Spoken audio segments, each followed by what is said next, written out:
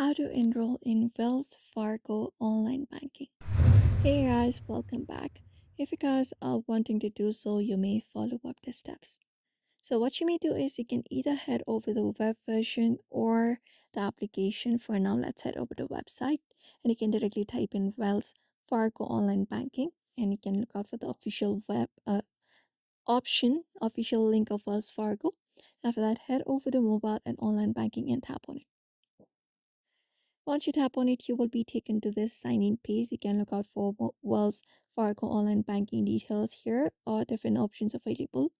Now, what you need to do is look out for this menu at the top of your screen, tap on it.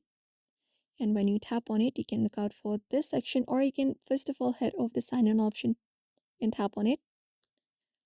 After that, when you tap on it, you will be taken to the login page where you can directly use your username and your password in order to log in. But if you have not set your online banking yet, you can look out for the menu after you are after you have headed over to the login page, which is in the top right. Tap on it, and you will be finding a option of enroll right beside the search option. Tap on it, and you will be taken to the enrolling page of online banking. So wait for that to load up. Now here you can see it says let's set up your online access.